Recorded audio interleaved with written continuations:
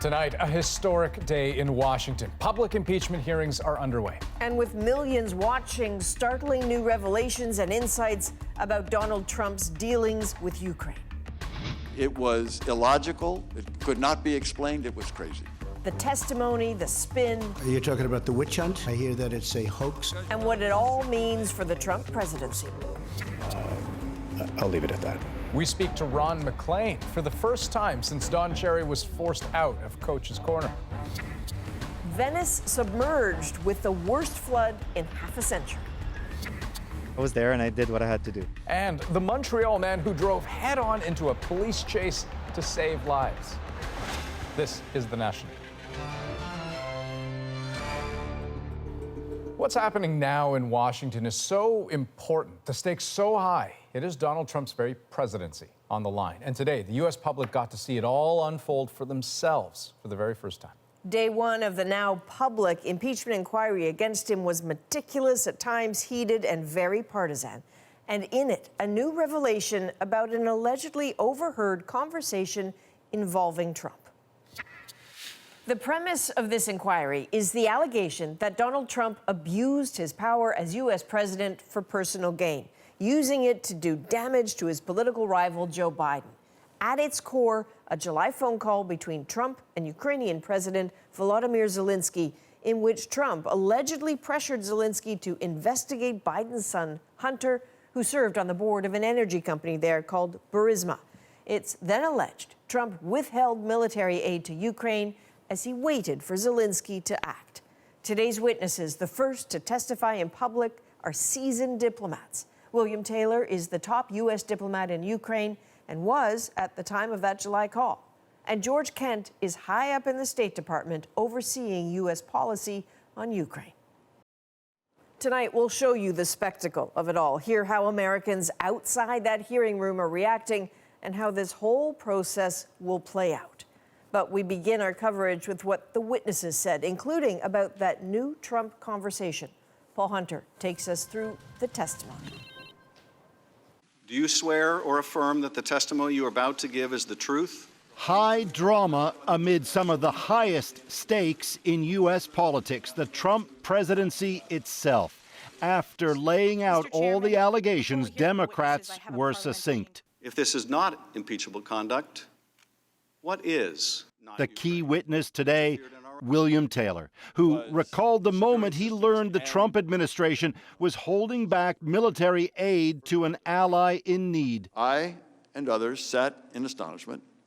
The Ukrainians were fighting Russians and counted on not only the training and weapons, but also the assurance of U.S. support.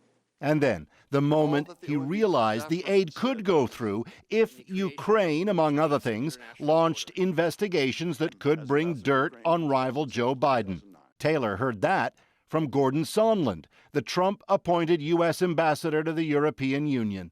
Ambassador Sondland said everything was dependent on such an announcement, including security assistance. Taylor had said much of that earlier in testimony behind closed doors, but today, in these public hearings, a surprise. Fresh evidence that gets to the heart of the inquiry about that infamous phone call between Trump and Ukrainian President Zelensky when Trump seemed to press for that dirt on Biden. That call was July 25th. Last Friday, a member of my staff told me of events that occurred on July 26th. Another phone call, said Taylor, the next day, overheard by one of Taylor's staff at a restaurant when Sondland picked up his cell phone and called the president. The member of my staff could hear President Trump on the phone. Trump, he said, was heard talking about the investigations. And when the call ended, said Taylor, his staff member asked Sondland what Trump thought of Ukraine. Ambassador Sondland responded that President Trump cares more about the investigations of Biden. Countered Republicans. Hearsay doesn't prove a thing. Thank you very much, everybody. As for Trump himself... Are you talking about the witch hunt? Is that what you mean? I haven't watched for 1 minute. And as for that call with Sondland, said Trump, that's the first he's heard of it. I don't recall. No, not at all. Not even a little bit. So, Paul, look, there's no doubt today's questioning was really detailed, really focused on some specific points. But there is obviously a big picture strategy at play here, right? Yeah, well, think of it this way, Adrian. He'll probably be impeached because Democrats have the votes to do that.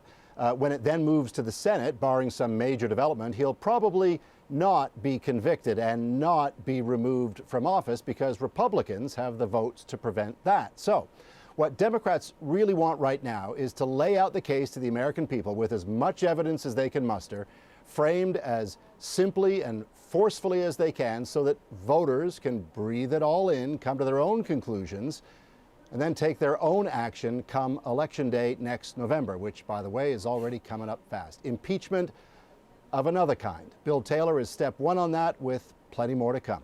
Adrian. All right, Paul, thanks very much. The impeachment inquiry, like Trump's presidency, has divided Americans. But no matter whose side they're on, people tuned in to watch the drama as it unfolded today. Some live on TV, others in Washington in person. Susan Ormiston takes us into the spectacle. An imposing setting for the impeachment drama on Independence Avenue. Pulling a crowd, hustling to get in line early.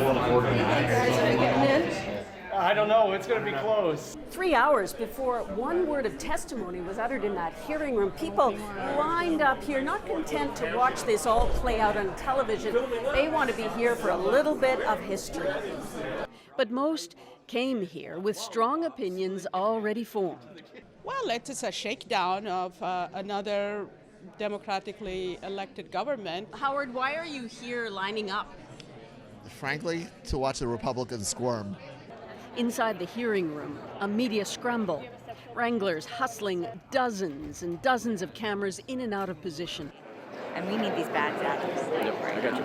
Yeah. A gong show, according to Republicans who for weeks have hammered Democrats for holding private hearings, now turning on their key public witnesses. I'd like to congratulate you for passing the Democrat Star Chamber auditions held for the last weeks in the basement of the Capitol. This spectacle is doing great damage to our country. It's nothing more than an impeachment process in search of a crime. D.C. has been preparing for this. Off the hill, the Union Pub opened early for live broadcasts and specially themed cocktails. I got 99 problems, but impeachment ain't one. But most Americans won't have watched the 6 hours of testimony, but just get a taste of it on their favorite news outlets. As a child growing up and seeing the Nixon hearings, you had the evening news, that's all you had. But now you have a situation where 40% of Americans watch one news source and the rest watch some other news sources, and they're coming up with completely different answers. The result could be no change. A deeply divided country not persuaded by any testimony. Everything the Democrats have done to bring down the Trump administration, and it's frankly getting very old. One dividend for the Trump campaign today, money, an urgent fundraising appeal for $3 million in 24 hours, saying the Democrats hate the president and Republicans. This as Trump said he didn't watch 1 minute of the hearings. Susan Ormiston, CBC News, Washington. So while the Democrats haven't shared an exact timeline of the impeachment proceedings, we do know they're moving fast. And Americans have been here twice before. So what comes next? We break down the process. Brace for it, because the coming days and weeks will look a lot like today, with several key witnesses scheduled to testify publicly. If the hearings find enough evidence of high crimes and misdemeanors, then it's up to the House of Representatives to vote for impeachment, likely before Christmas. It's the Senate that would then hold a trial. The Chief Justice of the Supreme Court oversees it. Senators are the jury. Again, it will come down to a vote. A 2/3 majority needed to convict the president and remove him from office. A much more difficult task in the Republican-controlled chamber. So a little later in the hour, Andrew, we're going to talk with our U.S. political panel about how these hearings could sway public opinion, what both parties need to do, and the strategy of all of it, because it's fascinating. Yeah, right, the game behind the game, so to speak. Okay, let's turn now to some of the other stories making news here in Canada. There are growing calls for better mental health services at the University of Toronto. 4 people have died by suicide at the downtown Toronto campus since June 2018. And tonight, a student at the Mississauga campus is speaking out about her experience. She says she sought help for suicidal thoughts and left feeling like a criminal. We're protecting her identity, but Angelina King met with her today. It was very dehumanizing, to be honest, and very scary and confusing. She wanted help but wound up in handcuffs. A friend went with her to see a psychiatrist, but they were told it could take months. So she saw a nurse. Together, they came up with a safety plan, which included staying at her friend's house that night. The nurse also made her speak with campus police. The minute I told them that it was a real location, it was a bridge, but that I would be going to my friend's house, they stopped everything and they told me that I would be put under arrest.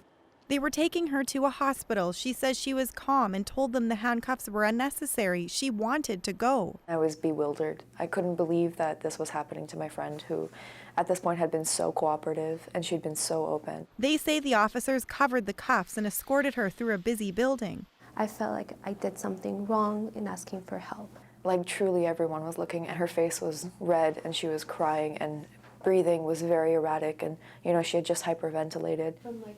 She spent the night in hospital and was prescribed medication. This tenuous balancing act between safety versus stigma. This family doctor researched the use of restraints in situations like this. She says sometimes they're needed, but at universities, police shouldn't be involved. These types of blanket policies of using law enforcement, marked vehicles, uniformed police, and handcuffs are extremely stigmatizing, and they might not come back to us later to ask for help. The university says campus police have mental health training and only use handcuffs on a case-by-case basis. The university is looking at its response to this case and just looking to make sure that we have consistent practices and protocols. Meanwhile, the student doesn't want her story to discourage others from asking for help. And you can have mental health professionals along your side that will not handcuff you, but that are in the profession because they want to help people. Angelina King, CBC News, Mississauga. More than 48 hours after he was cut loose from Sportsnet, Canadians are still talking about the fate of Don Cherry. And while there are plenty of people who take issue with what he said, there are certainly those who remain very firmly in the coach's corner. Lisa Shing explains. If you'd like some signage, just come on over. A small protest in front of the Rogers headquarters today, all supporters of Don Cherry. I think he meant the right thing. I think it came out a little bit wrong. People are just too sensitive today. I really, really do. I think it's beyond ridiculous. They're wrong in what they did.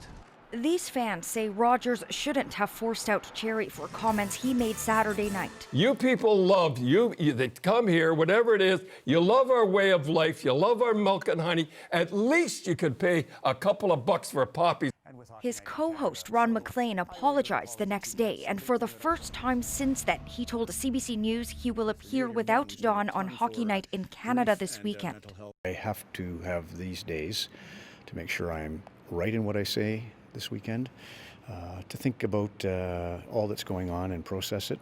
Canadians are also processing what happened as the controversy around Cherry's departure has divided the country. There's a left-wing bias. And some of the sentiments have become vitriolic. Some who've spoken out against Cherry say they've received threats. It's almost like Don Cherry was the spark for this latest debate, because people aren't even talking about Don Cherry anymore in all of these arguments I'm seeing. They're just pointing fingers at everybody else and name-calling everybody else. The backlash has also become increasingly political. Nobody had a problem with it until all of a sudden a few protesters or a few public people came out.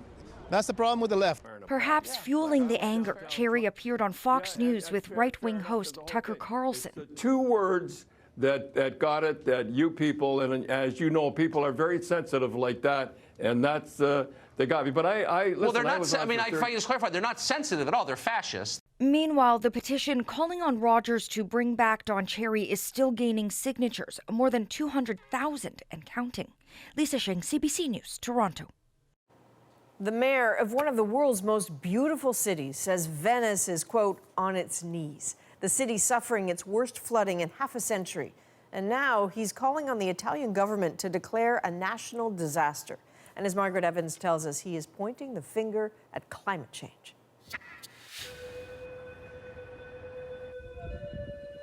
The siren's call of Venice taking on a whole new meaning as floodwaters reach their highest level in 50 years.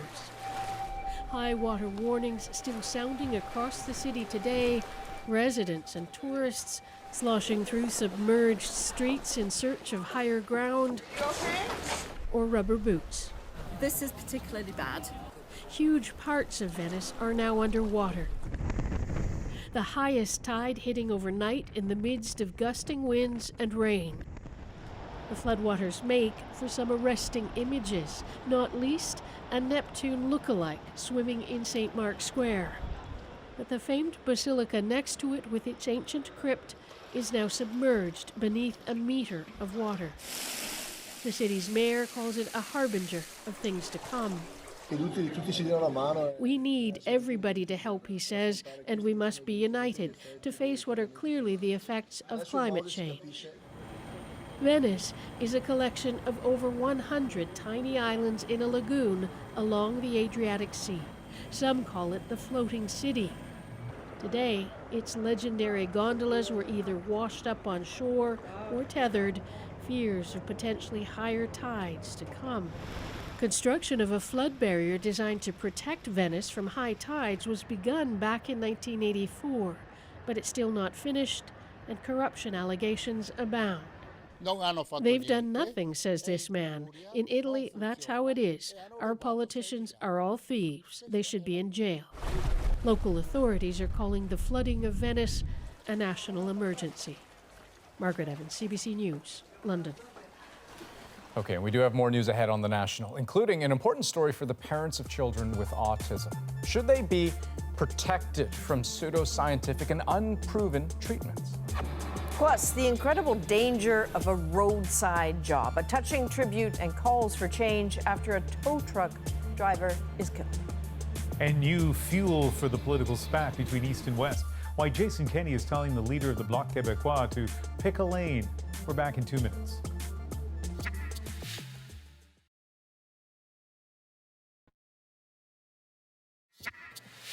When your car needs a boost, has a flat tire, or you're stuck in a snowbank, a tow truck operator can be your best friend, the person who comes to your rescue. But make no mistake, it can be a dangerous job.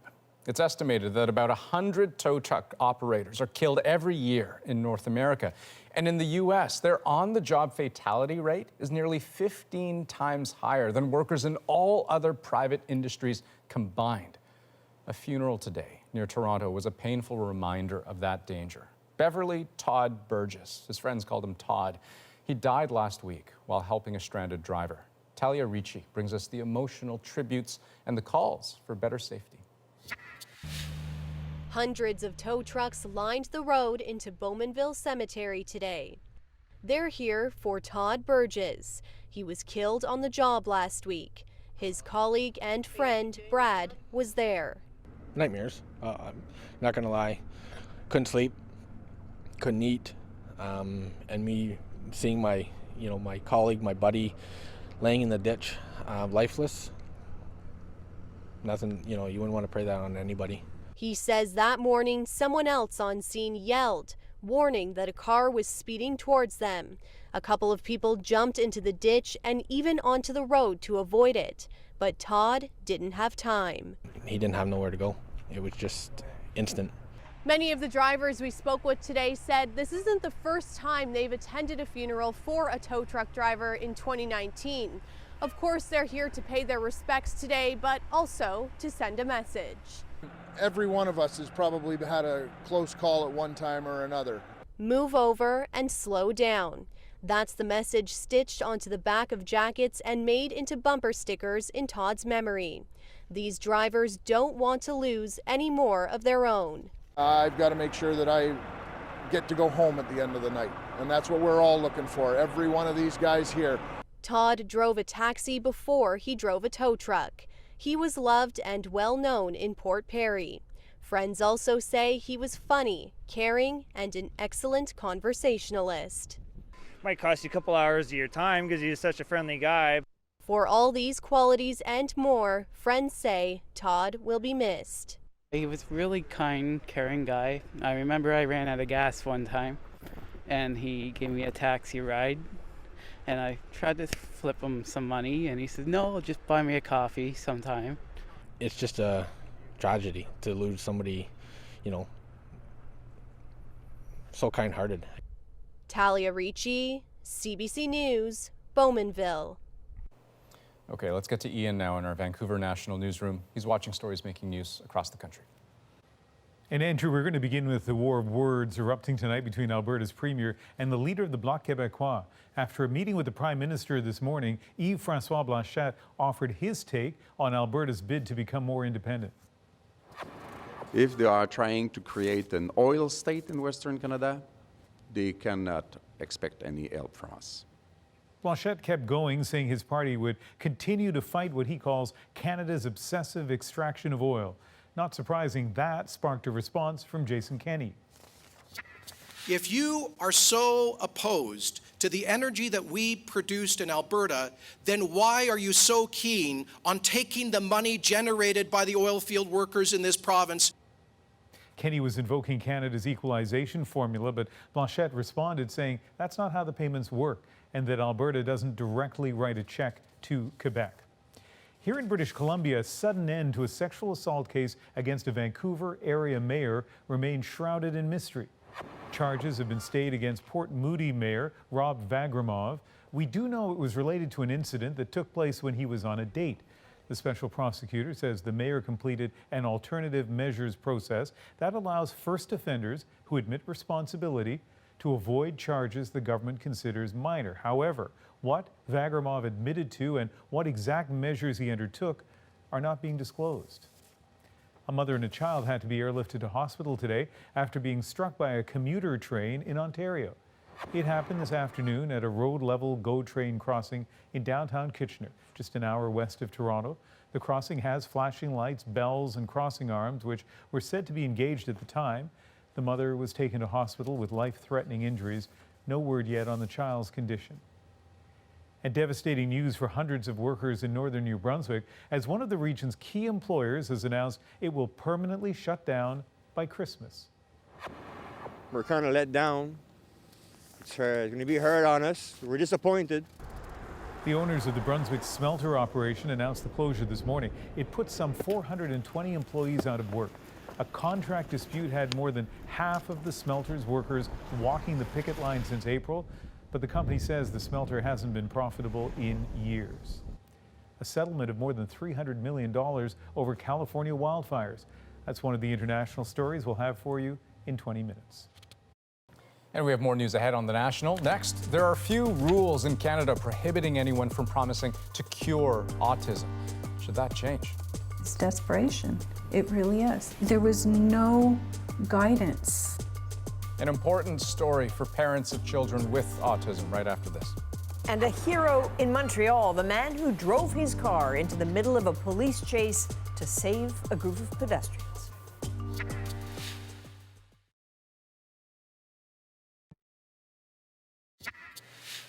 The Canadian Pediatric Society is telling doctors to get familiar with alternative approaches to treating autism.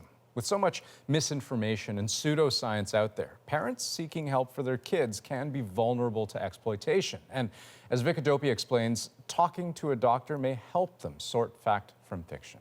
We're just going to do that. When Christopher Lehman was diagnosed with autism as a child, his mother Sandra vowed to try any treatment that could help him speak.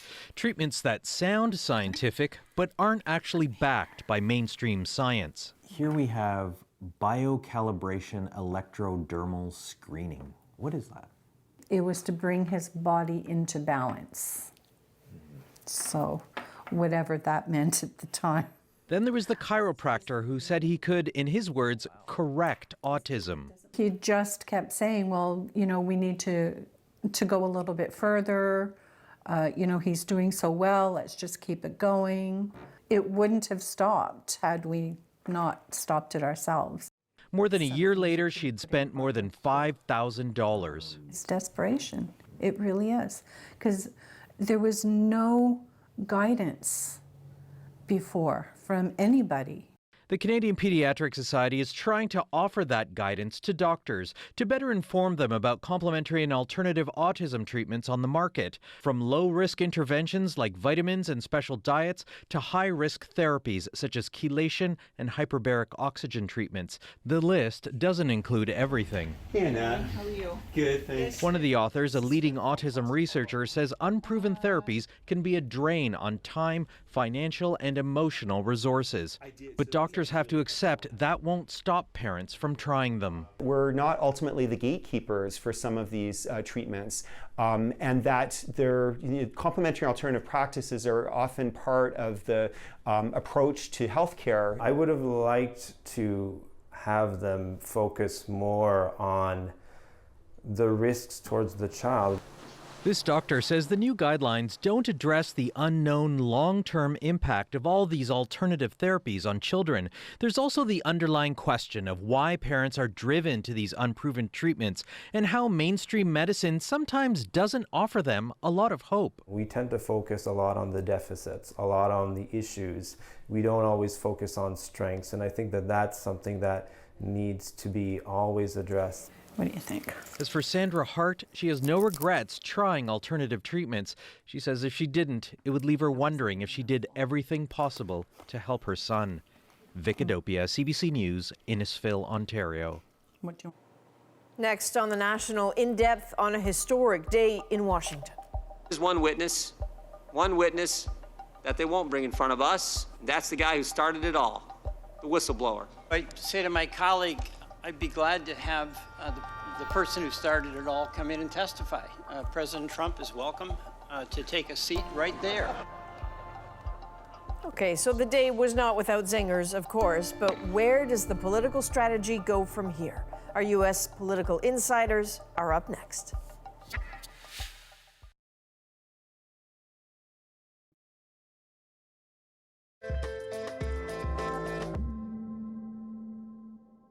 President's personal attorney, Rudy Giuliani, pressed Ukrainian authorities to investigate Burisma, the country's largest national gas producer, and the Bidens. What we will witness today is a televised theatrical performance.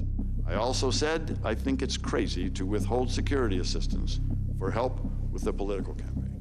It became clear to me that Giuliani's efforts to gin up politically motivated investigations were now infecting U.S. engagement with Ukraine. What you heard did not happen. It didn't happen. All right, there you go. Those were just some of the exchanges from the first day of the public impeachment hearings in Washington. Our panel obviously has a lot to weigh in on. We are joined from Washington by Joseph Moreno, former federal national security prosecutor, and Elena Beverly, a former Obama White House official. And from Columbus, Ohio, we have Republican strategist Jay Shabria. So full disclosure, everybody, I tried to watch much of the impeachment inquiry. I found it bombastic, sometimes boring, definitely dense in places. And I'm wondering, Joe, as a former federal prosecutor, what's the job that the Democrats had to do today? And we'll get to all of you in terms of whether you think they did it. But what did they have to accomplish?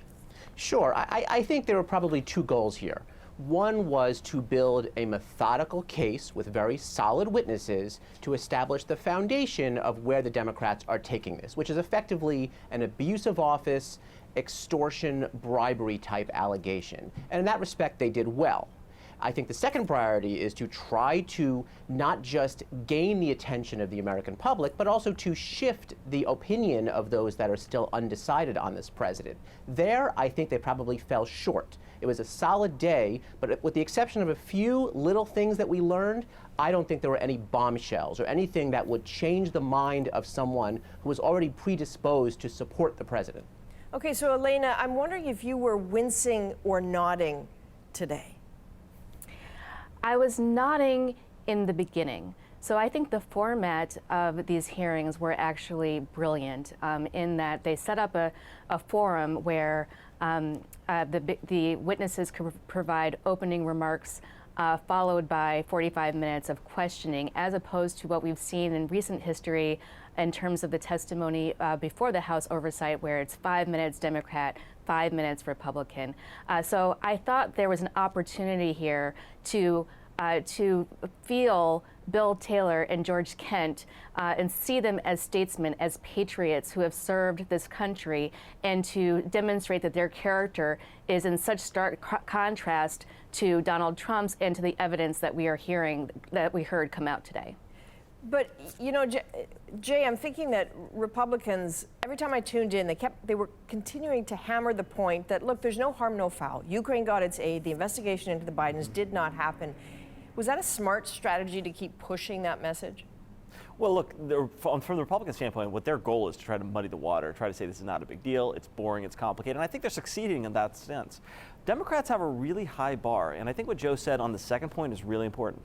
This is not just a impeachment hearing. This is being tried in the court of public opinion. People out here in Columbus, Ohio, people all around the country, they have to really care about this.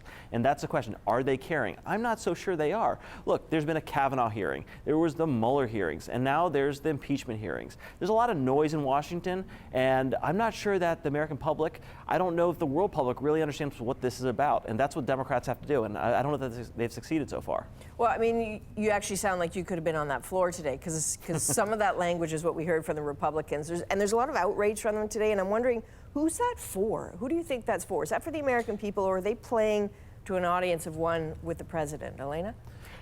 Oh, I think it's for both. It's both for the American people and for the audience of one, to show Donald Trump that they are still stalwartly with him. But in terms of the American public, my good friend Garrett Haake actually said that it wasn't the goal of the Republicans to change minds. It was simply to get people to change the channel. And so on those moments where you saw the Republicans interrupting the process, on the moments when you saw the Republicans challenging the credibility of these two patriots who have come forth, and the moments when you saw the Republicans calling out and requiring a vote on whether or not the whistleblower could come forward, that was all to take the level to a shrill pitch, such that people would turn the channel and lose interest. Does anyone, can anyone help us understand here, why did the Democrats start with these two witnesses? You have the U.S. Ambassador to Ukraine, Bill Taylor, George Kent of the State Department. Are these really the marquee witnesses? I think that they are marquee fact witnesses. I mean, as you saw today, Bill Taylor introduced new evidence of a call between Ambassador Sondland and Donald Trump, explaining that the only thing that Donald Trump was interested in was getting dirt and having the investigation on Joe Biden and Hunter Biden. That was all that he was interested in. So we're still seeing facts come out from these two stellar witnesses. Also, as I mentioned before, they are unimpeachable in their conduct and in their service to the United States. Kent has over 50 years of service. Bill Taylor has over 27 years of service. They have served for multiple presidents on both sides of the aisle. And they are war veterans. Bill Taylor is a Vietnam veteran. You've seen these witnesses come forward who, when you see them, you recognize that there are people who have put their lives and career on the line in service of the Constitution, and that this is one more step for them. Jay, I sense you have something to say about that. Well, one of the things that they talked a lot about today, and it's really confusing to me, is they talked about the foreign policy decisions the president and the executive branch made. I think it conflates what this is all about. They're saying it's quid pro quo, but then they're going on and saying that he's changing the way in which foreign policy is run. That's bad for Ukraine. And you can agree with that. That's a very valid viewpoint. But is that impeachable? I don't know. I'm not sure that's the case.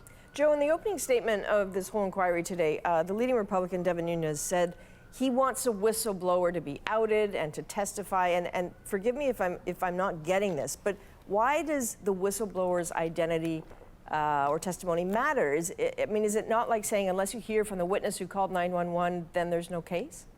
Well, I mean, I think a lot of people feel it's really a red herring at this point, right? Like, what's the point of the whistleblower? Because we have the reported transcript of the phone call between President Trump and President Zelensky. We have much, hopefully maybe all, of the key facts that underlie the case here. So what's the point of bringing the whistleblower's identity other than to retaliate against him?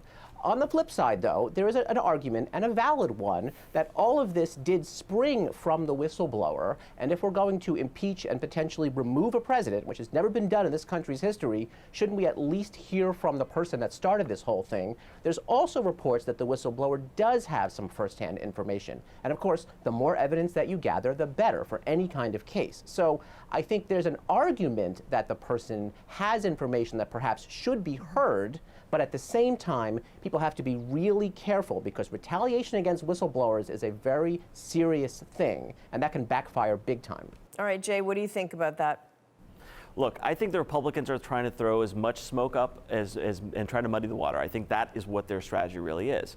But you've got to remember, and one of the questions you asked earlier is, who is the audience to? Is it to the American people, or is it to an audience of one of the president? I actually think it's to the base. And both parties do this now. It's to their bases, their Republican base and their Democratic base. It used to be in this country 10 years ago that everything was about getting the moderates and getting the independent voters to try to convince them. That's not what this is all about anymore. So the strategy here for both the Republicans and the Democrats is play to your base. That's what we need to do to win and get them out to vote.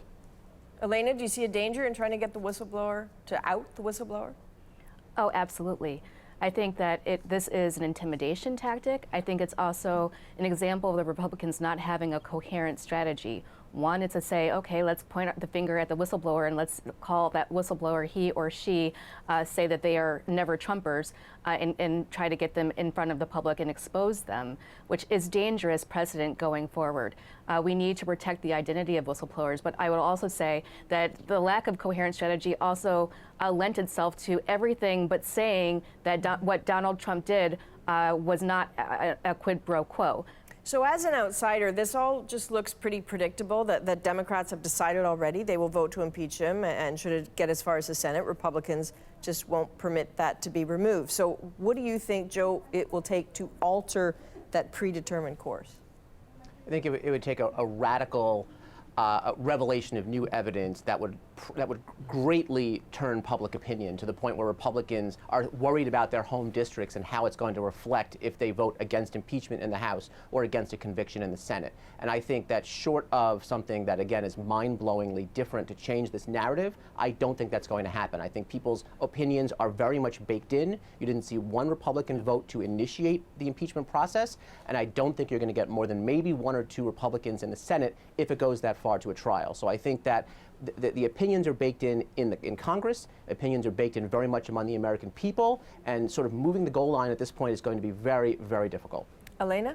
I don't disagree with Joe. I do think that it requires some sort of explosive evidence, but as we saw today, new evidence is being unearthed every single day and with every single hearing, and again, this is just day one. All right, three of you, thank you very much. Joseph Moreno, Elena Beverly, and Jay Shabria. And Ian is up next with stories developing around the world tonight, plus one you will not want to miss. I was there and I did what I had to do. What he did was save lives. The story of Montreal's hero driver coming up.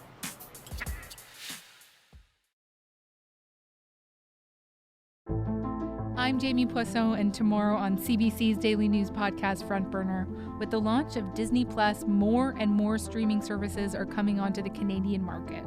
Are they a blessing or a curse on the homegrown screen industry? Subscribe wherever you get your podcasts. Welcome back to our national newsroom in Vancouver. Cross-border violence between Israel and militants in Gaza continued today after the death of a Palestinian Islamic Jihad commander in Israeli airstrikes on Tuesday. Reports say more than 360 rockets have been fired by Palestinian militants from the Gaza Strip in the last 48 hours. Israeli aircraft are also striking Iran-backed Islamic Jihad targets throughout Gaza. Nearly 30 people have been killed in some of the heaviest fighting the region has seen in months. A California utility has agreed to a multi-million-dollar settlement for devastating wildfires sparked by its equipment.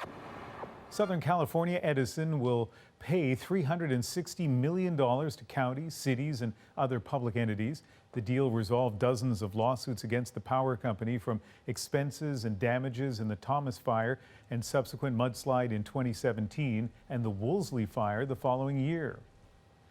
Another potential setback for one of the teams in this year's Baseball World Series. Allegations the Houston Astros cheated when they won the title in 2017. A report in The Athletic details how the team allegedly used cameras to steal signs or hand signals opposing catchers gave pitchers. A member of the organization would then bang a trash can in the dugout to relay the information to the batter. Under the rules, teams can steal signs, but not with the use of electronics. The Astros organization says it is cooperating with the investigation. And renewed clashes rocked Bolivia's capital today as the country's acting president faced challenges to her leadership claim. Running battles broke out in La Paz as thousands of supporters of the former president, Evo Morales, squared off against riot police.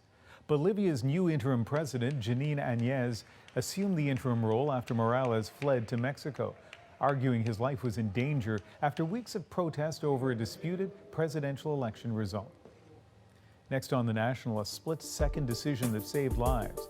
The man who swerved his SUV into the middle of a police chase to protect pedestrians.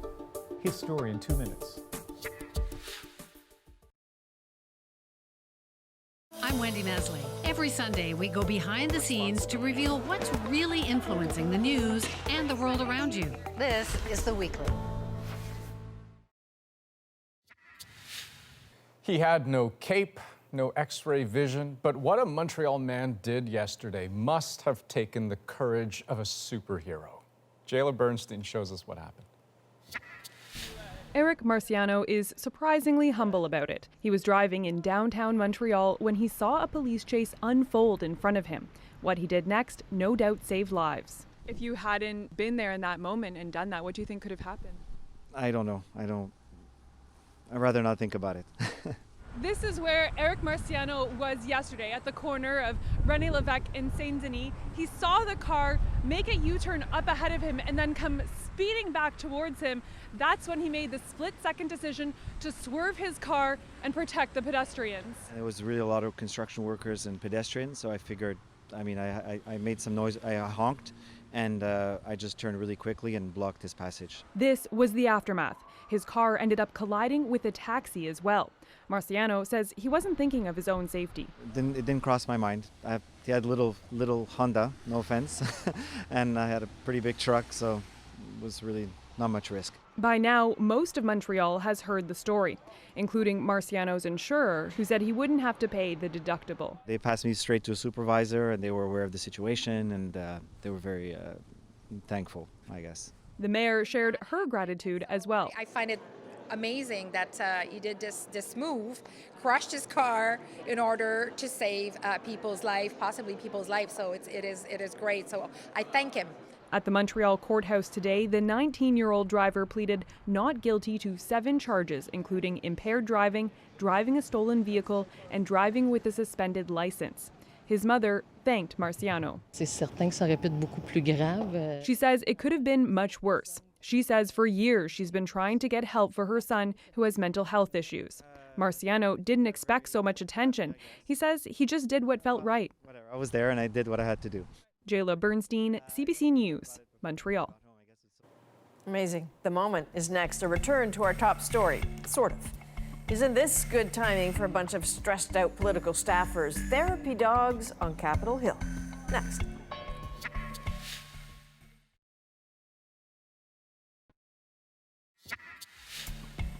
All right, so it's not really a reach to say the Trump presidency has caused some people a little bit of stress. But when canines become the big draw in Washington, well, things might be starting to redline a little bit. There were plenty of long faces during the first day of public impeachment hearings today. Nobody seemed to be having much fun, at least until some adorable mutts showed up. And of course, that's our moment. While one part of Capitol Hill thundered over President Trump and the Ukraine scandal, another part echoed with surprise and delight, thanks to some furry patriots. In a case of perfect timing, a squad of trained therapy dogs came to the emotional rescue. Oh my God, I don't do dogs, but this dog was beautiful. The coat on him was just as soft. I fell in love with him. Funny thing is, the dogs were already scheduled to come today even before dates for the impeachment hearings were set. So while it might seem like a gift of fate for those utterly exhausted by Washington's nonstop political tension, it really was just a happy coincidence. They leave relieved, they leave happy, with a big smile on their face because these pets are pros. Although the dog's handlers did have a bit of fun with the timing, calling them impeachers' pets. You know, as divisive as politics can be, as corrosive as Twitter can be, I don't think either one of those is a match for the sweetness of those dogs. So we did a little unscientific survey, and the man who brought the dog says he thinks more Democrats than Republicans went to pet the dogs. Make of that what you will. But Ian, I'll say this. If I were a congressperson on Capitol Hill, I would not have had a smile on my face because I'm allergic to dogs. Oh. And so that would have stressed me out. That would have just put me right over the edge. Fair enough. I can do without him. That's the National for this Wednesday, November 13th. We have therapy dogs here. Good night. Good night.